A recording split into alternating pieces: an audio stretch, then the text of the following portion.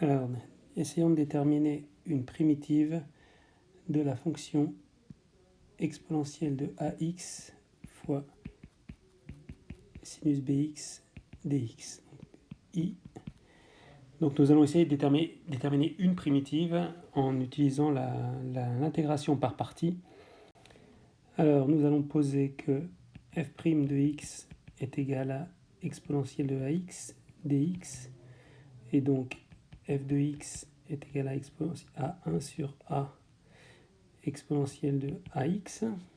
Et puis nous allons aussi prendre donc g de x qui est égal à sinus de bx, et dans ce cas g' de x est égal à b cosinus de bx1. Ne pas oublier la dérivée interne. Et donc nous avons i qui est égal, donc comme ici on avait f' g, donc ici nous allons avoir f fois g, c'est-à-dire 1 sur a exponentielle de ax fois g fois sinus de bx moins g'. Alors g' c'est ce qu'on a ici. Donc là ici on a g' et puis fois f.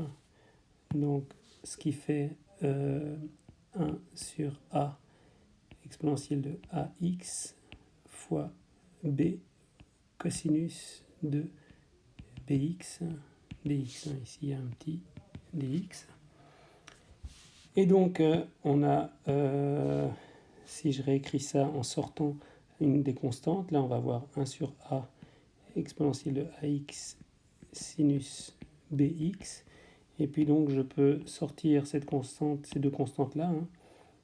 Et donc on a moins b sur a exponentielle de ax fois cosinus bx dx. Alors on va procéder de la même manière qu'avant. On va refaire une intégration par partie, mais uniquement sur cette partie ici maintenant, hein. Donc attention, on va laisser le coefficient devant et s'occuper uniquement de ça pour l'intégration par partie. Alors dans ce cas, nous avons que ici on a f' de x qui est égal à exponentielle de ax dx.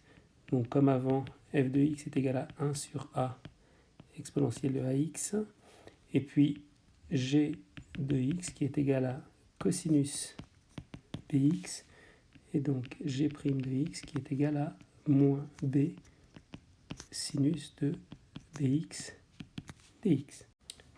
Alors on peut continuer, on a donc i est égal, donc je réécris ce qu'il y a au-dessus pour l'instant, ax sinus bx moins, alors b sur a, donc qui est ici, et qui va être facteur de toute l'intégration par partie pour cette f'g. Et donc on a ici une grande parenthèse, et donc c'est f fois g, c'est-à-dire 1 sur a exponentielle de ax cosinus bx moins f'g, c'est donc 1 sur a exponentielle g'f, pardon, 1 sur comme ça fois moins b sinus de bx dx. Alors si je réécris en distribuant tout ce que j'ai ici dans cette parenthèse là, hein, on a donc 1 sur a exponentielle de ax sinus bx moins, alors ça fait b sur a carré exponentielle de ax fois cosinus bx. Et puis alors ici ce moins et ce moins vont donner un plus, mais avec le moins qui est devant ça va donner un moins, et donc ici j'ai moins l'intégrale. Alors attention, ici on a b sur a, et ici on a 1 sur a, et ici un b sur b aussi, donc ce qui veut dire que ça va nous donner moins b2 sur a2 fois exponentielle de ax sinus bx dx. Et puis, on remarque que ici, c'est I, l'intégrale qu'on avait au début. Donc, on se retrouve avec I facteur de 1 plus b carré sur a carré est égal à, alors pour mettre tout au même dénominateur, hein, ici, on voit que le dénominateur c'est a, ici c'est a carré, donc j'ai multiplié ici par a et ici par a. Donc, on a a sur a carré exponentielle de ax